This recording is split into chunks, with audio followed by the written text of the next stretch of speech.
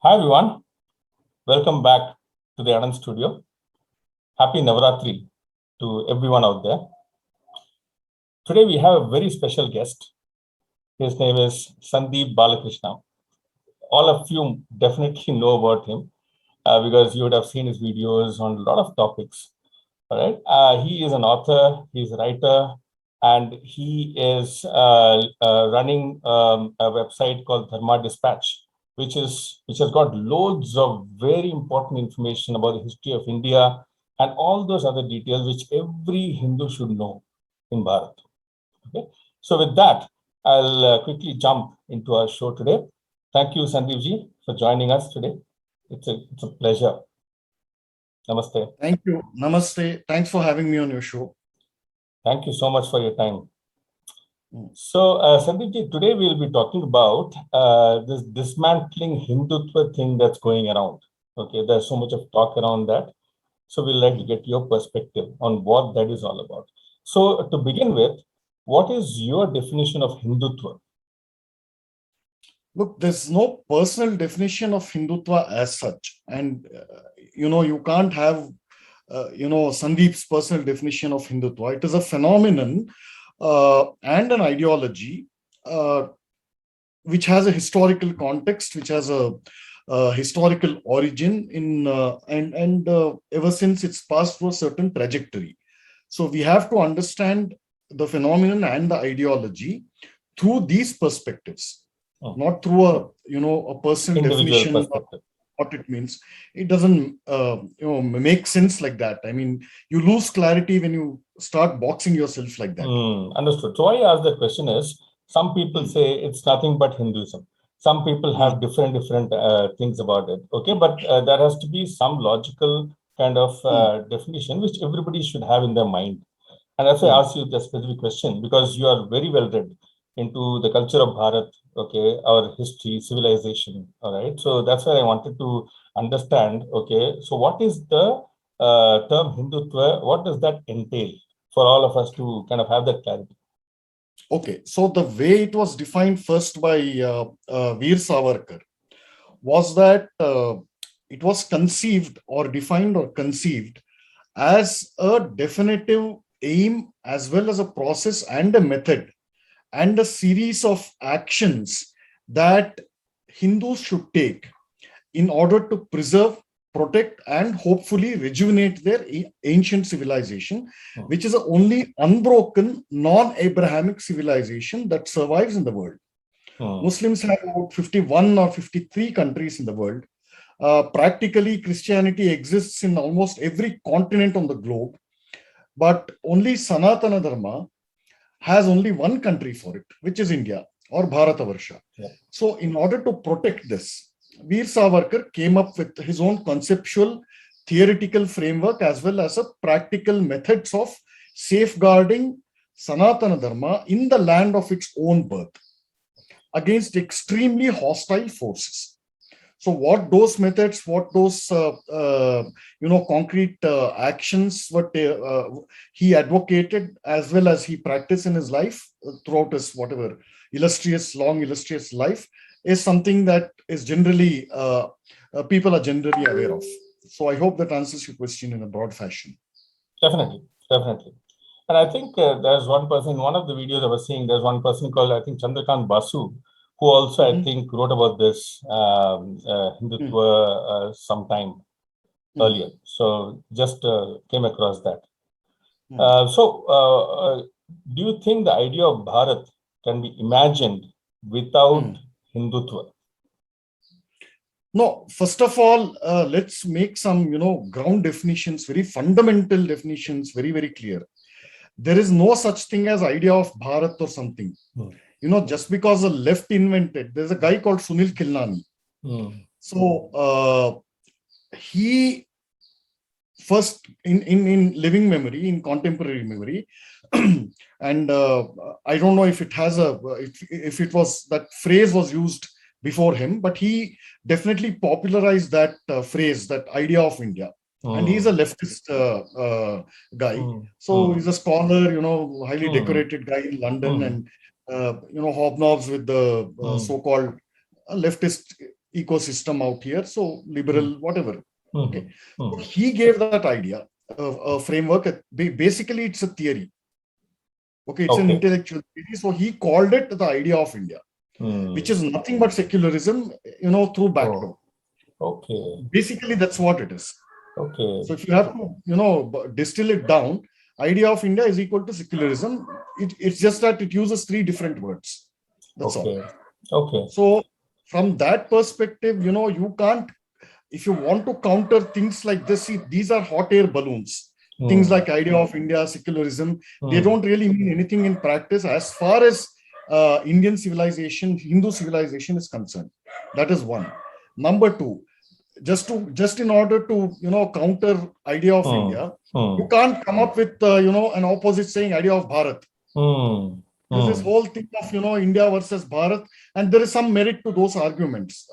There's no denying that there is some merit to those arguments. But if you want to counter idea of India with your own coinage called idea of Bharat, you are simply playing into their hands. As far as I am concerned, Bharat is not an idea; it is a philosophy. It is a darshana. Okay. So when it comes to Bharat, Sandeep ji, so it's been a Hindu civilization all throughout. Yeah. Is that right? There is no question about that. Yeah. In fact, a better way to put this, some people also have, look, all this hair splitting, Hindu is the word that foreigners gave us. It doesn't matter. As long as it accurately depicts us, it is fine. Okay. Nobody should have a problem with it. Okay. But the most accurate, word to describe our civilization is the Vaidika or the Vedic civilization. Okay. Without that, without the Veda, there is no India. Without the Veda, there is no Bharatavarsha. So that is the best way to describe it. It is a Vaidika civilization or a Vedic civilization, if you want to use the anglicized word. So let's be very, very clear about these fundamental things. Got it. Makes sense. So recently we have heard a lot of visible attempts being made around dismantling Hindutva. So what do you think is the reason behind this? Okay, is there a political reason? Is there something else, some other agenda that's playing out? Okay, so to address the first part of your question first, this is just a recent, whatever you're referring to, that dismantling Hindutva, whatever, global Hindutva, that circus show that happened. So it is just a recent part of a recent manifestation of a very, very long process which began with alien invasions into India. That's all. I mean, they say dismantling global Hindutva, which is a convenient, mask for them to conceal the real agenda is to destroy, annihilate, root and branch this Vedic civilization I was referring to. That's all. Right. This is no global Hindutva, but in that context, in this specific context, they are that, among other things, by using the word Hindutva, those jokers who organized it, what their prime target or current target is to destroy the RSS, Rashtriya Swayamsevak Sangh. Okay, the long-term goal remains the same to destroy Sanatana Dharma in India itself, but the short-term goal, which they see as a threat, one of the biggest obstacles that is standing in their way to dismantle and root out Vedic civilization, is the RSS, which is a massive force to reckon with. You want to agree with it, disagree with it, whatever other arguments for and against the RSS, that is all different. But the point is that it is the single biggest obstacle. Okay. And are you saying that these kind of efforts have been happening even before all these incidents? It's been happening for quite some time, right? Yeah, quite for a long time, for centuries actually. Yeah, but still Sanatana Dharma withstood all that, right? Or the Vedic civilization withstood all that. Yes. So how do you think that happened from a historical point of view? Yeah, well, because The Hindu civilization was a fusion. Just the civilizational point I'm focusing on right now. Mhm. The Hindu civilization was built on what made it survive at the political level. Okay, we'll tackle this in two or Okay. three different stages. Mhm. At the political level, the Hindu civilization was sustained by a beautiful fusion of what is known as Brahma and what is known as Kshatra. So Brahma is a spiritual force that guides Kshatra, which is a warrior spirit or valor. Mhm. So minus Brahma, Kshatra will descend into something like Islam, Okay. barbarism. Basically, Mm. barbarism which has no barriers, which has no checks and balances. It's Mm. basically smash and grab.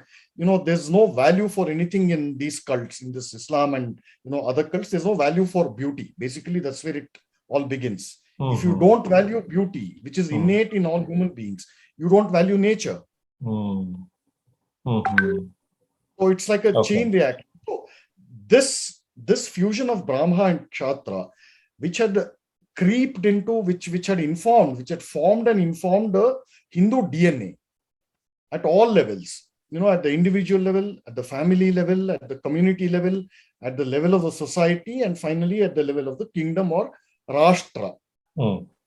So these values were intact in the Hindu society, and the Hindu society, it took enormous pride that we were Hindu.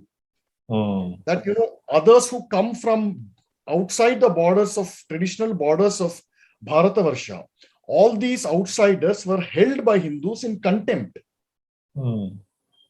They called them Mlecha. The literature is enormous, it's available. Okay, they called them unclean. They called them Mlechas, basically. Okay, it is India. People might be surprised to know the fact that it is India from whom Europe learned that it was a good thing to take a bath every day. Oh, interesting. Okay. So you see the levels at which these operate, and the society it shared the same values. Okay. At whatever whatever your social standing is, and everybody in that society, in that Hindu society, they were not divided on what is known as caste lines. No, they were not divided. On the contrary, that is what united them. Got it. That we have to live in harmony, and these are the broad frameworks or rules. That you don't snatch another person's meal. Doing his profession, a carpenter has to do his profession for a reason. Yep. So if he tried to do the work of a blacksmith or a jeweler or somebody or a trader, you are infringing on their occupations and thereby their livelihoods.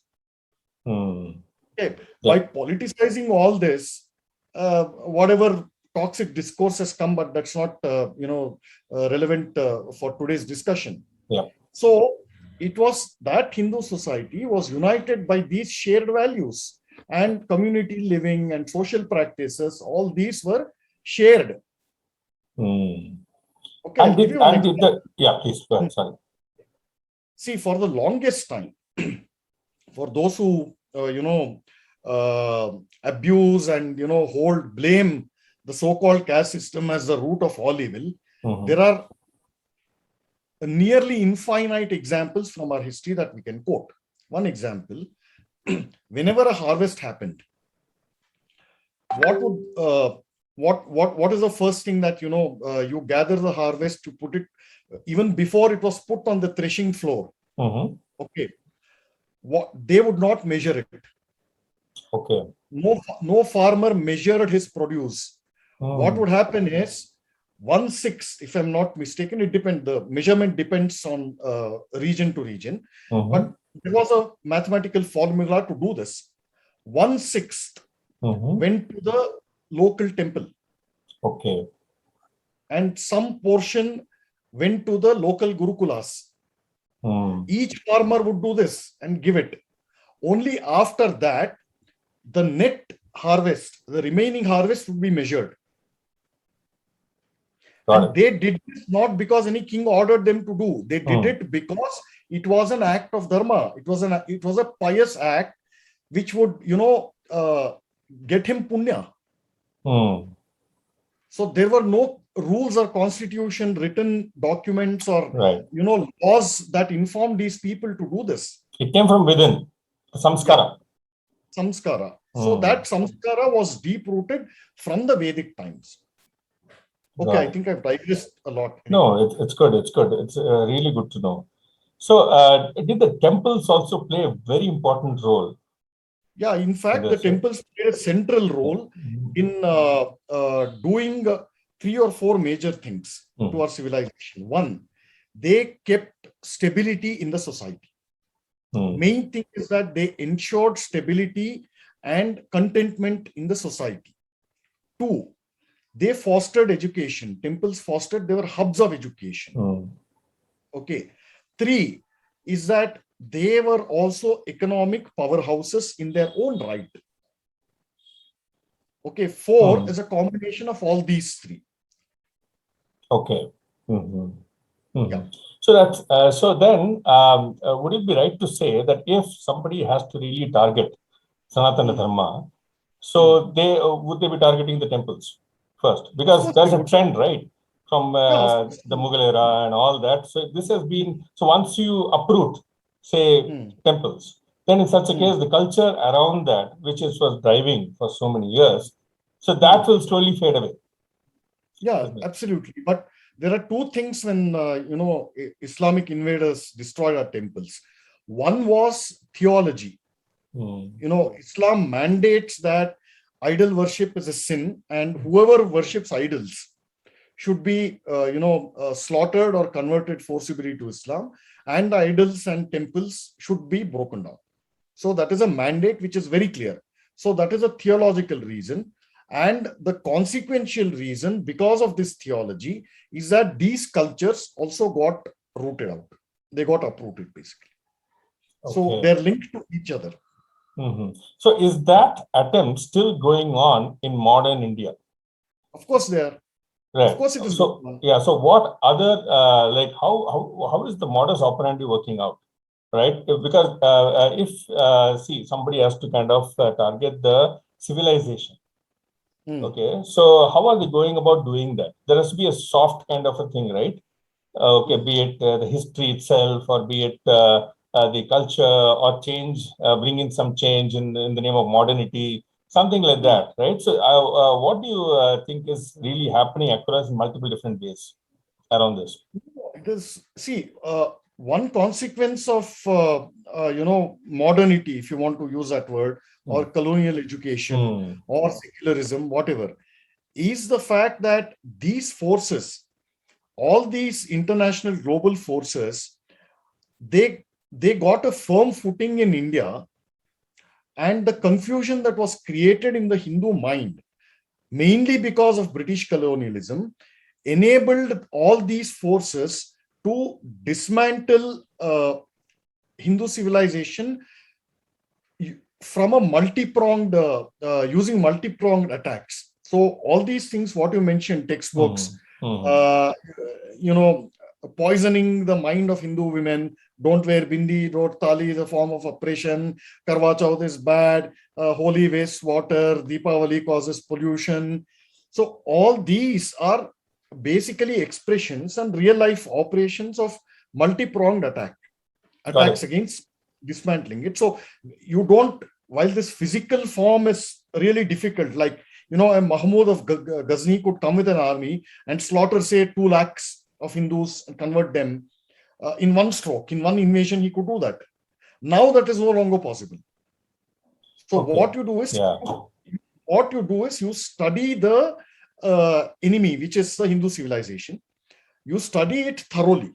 Christians have done a fabulous job of doing this. So you study them thoroughly and see what are their strongest points. And you start, systematically chipping away at those strong points. The weak points are anyway easy to kind of pluck out. But what are the real strengths which keeps, Hindu civilization and society in whatever mild form of cohesion that still exists. So you Right. study that, and you weaken them over time. Right. Right. So based on what you just mentioned, I see this happening quite visibly in states like Tamil Nadu also today. Right. So the new laws, or I won't call it laws, it's more of some guidelines around temple archakas, the priests in the temples, and trying to kind of bringing in some, as if bringing some change, which is already there. Okay. Archakas are not just Brahmins. All right. It's been told multiple times by everyone, right? But still bringing in saying that everybody can be an archaka, bringing in some people into that, and which is not relating to agamas. So things like that, right? So that's again what you exactly mentioned. All right. So how do you see that happening? Which are the hotspots in India today where these things are happening quite a lot? All states, I must say, majority of the states, but in different levels of, at varying degrees of intensity and frequency. Andhra was considered the last bastion of what can be loosely called classical Hinduism in various realms, basically in classical Hindu culture, be it in poetry, arts, dance, all these areas, language and all that. So that has being Christianized at a ferocious pace. So that was the last bastion. So this is happening at a very alarming pace in Andhra. And what you mentioned about Tamil Nadu, I think is the beginning of the last leg of a complete de-Hinduization of Tamil Nadu. Okay. The attempt began with Robert Caldwell, Bishop Robert Caldwell. And then, Periyar, who took his work to a different level, and he actually set the base for what is happening today. This is the last leg. Whatever you're mentioning that, you can do puja without agamas. These are the last legs. It is a beginning of the end in a manner of speaking. Okay, because nowadays this whole thing about, okay, why can't we have Tamil language in the temples being used for everything? Okay, so things like that, right? Slowly coming into this domain and bringing in these ideas I'm going to say linking that to say modernity, okay, and telling that, okay, why can't Kadavul or God, God also understands Tamil. Why do you need Sanskrit always to be done in temple? Things like that. So no, this was done by Periyar himself. Periyar, Annadurai, all that Dravidian guys, they had written it and they had, put it in, delivered speeches. But this is being legislated now. That was not the case in most states. Yeah. So you see that in all states? Not all states. Wherever, this Dravidian movement calls itself rational and atheist, but it is deeply anti-Hindu, it is not deeply anti-Hindu. Basically, it is anti-Brahmin. It saw Brahminical culture for whatever it is. It has still withstood the shocks of at least 250 years, at least in Tamil Nadu. Okay. And it stubbornly refuses to die. Why? Because the masses, it is ingrained in the masses who are, what you call lower caste and non-Brahminical caste, whatever that political terminology is. Yeah. Okay. So that is what has enabled the state to withstand all those shocks. And, the tradition of bhakti, it is Veera Bhakti basically in Tamil Nadu. Nowhere do you see this except perhaps in some pockets in undivided Bengal in those days. Okay. But this fervent level of emotional bhakti, outpouring of devotion, is unique only to Hindu Sanatana Dharma in Tamil Nadu. Okay. You don't see this at this level of ardor and fervor. Nowhere else you see this. In across such a vast geography and among such a large population, you don't see this anywhere else in India. Makes sense. So now there's a lot of talk about having the government go out of the temple management. Okay, so is that the right way to go? First thing, your perspective on that, and what should the government do? Okay, from your perspective. Okay, there are two ways. there are two ways to answer this. One, you cannot have political solutions to a civilization problem. With due respect to, all these movements of, taking temples back into government control, fine, there is a good case to be made about it. But the point is, how were Hindu temples preserved for so long, and why were they preserved, and what preserved them? Right. That question, the what question, is not asked. It is the devotion of the entire society, number one. Number two, for the longest time, majority of the Hindu temples, if not all of them, majority of Hindu temples were sustained, protected, and nurtured by the government. In other words, by the king or the ruler. Why? Because that ruler was a devout, practicing Sanatani Hindu. Right. You see where the problem is. Yep. And the entire society, like I gave you the example of, during the harvest season, 1/3 should go to the temple, 1/6 should, share should go to the temple. This was done by all sections. Farmers would send their thing, businessmen would send whatever money or jewelry or whatever it is. The entire society functioned like a well-oiled machine, like all the parts of the machine was functioning at peak performance. Now you take back temples from government control. Where will you get the bhakti that was there in those days? At most, this is not to berate or belittle temple going Hindus of today, but what do temple going Hindus of today do? At most, they'll put some money in the hundi, they'll do their puja or whatever ritual there is. But beyond that, is it in their active consciousness guard, not only safeguard the temple, but to own it in a very profound sense? What part of your active psyche in 24 hours is thus a temple occupied? So you find an answer to this question. You don't need to, take temples back, whether they remain in government control or in private hands. You say, it doesn't matter. That's what you're saying. Okay. Because, and then it's coming to my next point. How should Hindus counter this whole dismantling of Hindutva? First thing is, it should come into a psyche. Right? So the bhakti has to come, within us. We have to understand our civilization much more, I would think. So your thoughts on that? How should the youth of today really go about doing this so that this civilization, this great civilization, the Vedic civilization, still is nurtured in the years to come? Well, I'm not, learned enough or, rather not courageous enough to say anything to the youth of today. So I'm the last person who can answer this question, honestly. Okay. There are no solutions because charity begins at home. The family is, I have to repeat myself on what I said on numerous occasions. It all begins in the family. So unless the parents themselves set an example,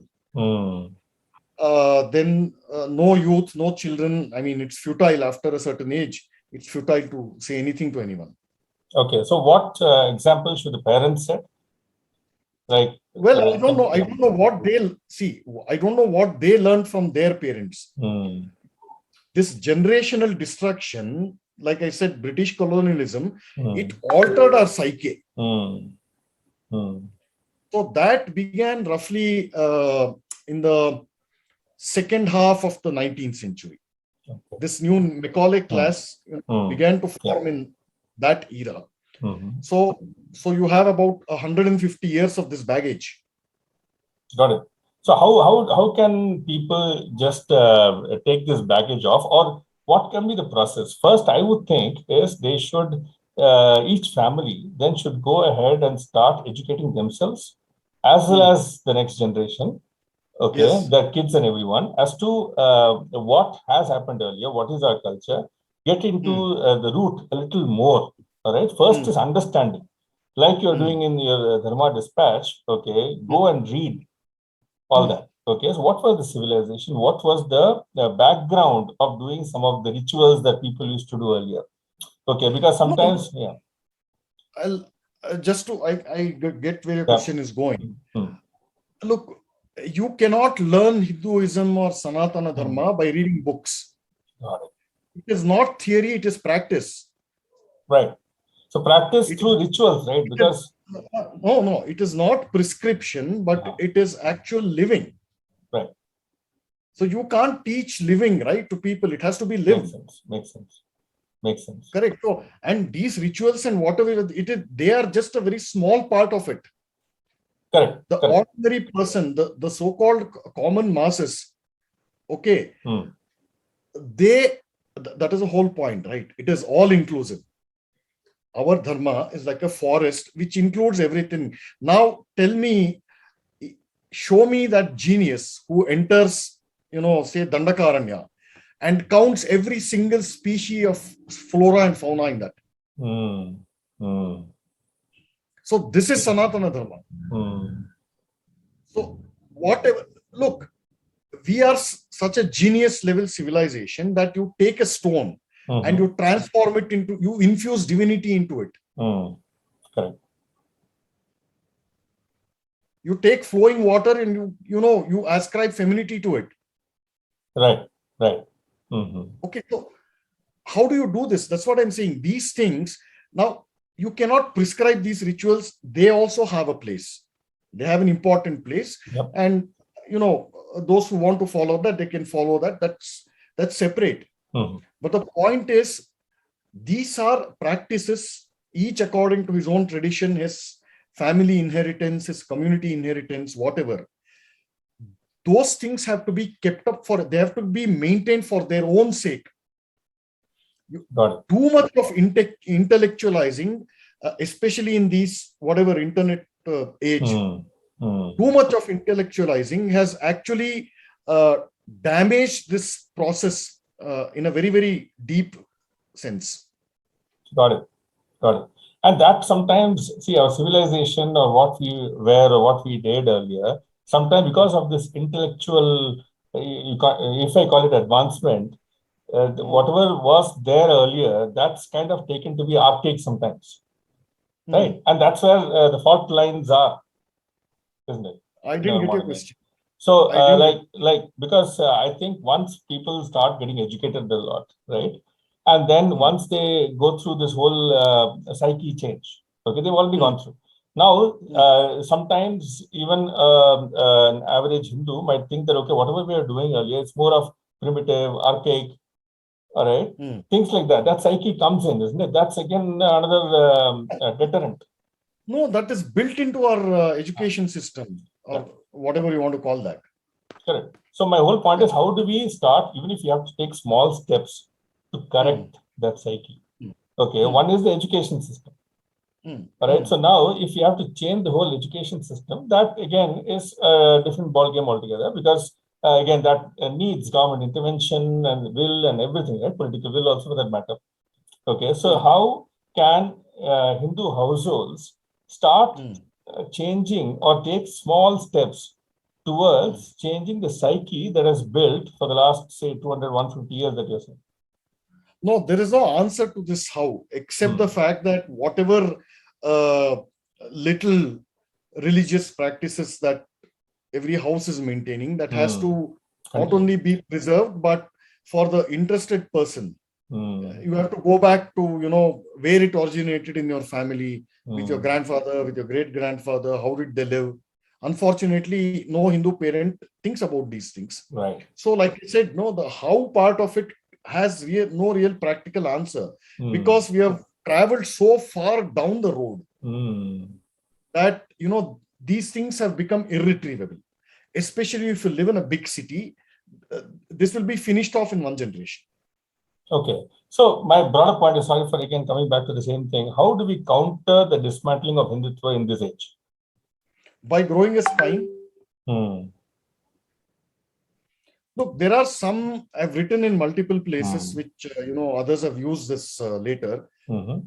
There are some non-negotiables that Hindus have to erect. Hmm. Cow slaughter. You don't have logical debates on cow slaughter. It is a value, it is a belief system which has existed from time immemorial, Hmm. and it has a value, and that value has to be preserved for its own sake. It is Right. not open for logical argument. Makes sense. That's Hmm. all it is. Hmm. That's all it is. Now, Got if it. I argue, Hmm. if you go to the US and argue that, why is a White House built there? Why Mhm. don't you think, Hmm. physically transport it somewhere to New York or Wyoming or somewhere like that? Hmm. Good Those are example. non-negotiables. Exactly. That's Exactly. all. Got it. Got it. So, yeah. That's very actually that makes a lot of sense. Okay, I think those are the small steps that, as a civilization or as a Sanatana Dharma, as a part of Sanatana Dharma, we all have to kind of be conscious about. Right. So certain things, it's a given. Right. So no point in doing an intellectual argument in that. Yeah, Right. that's simple. Yeah. Yeah. Yeah. Point taken. Point taken. Thank you, Sandeep ji. Thanks for all your time today. Thank you. My pleasure. Thanks for inviting me.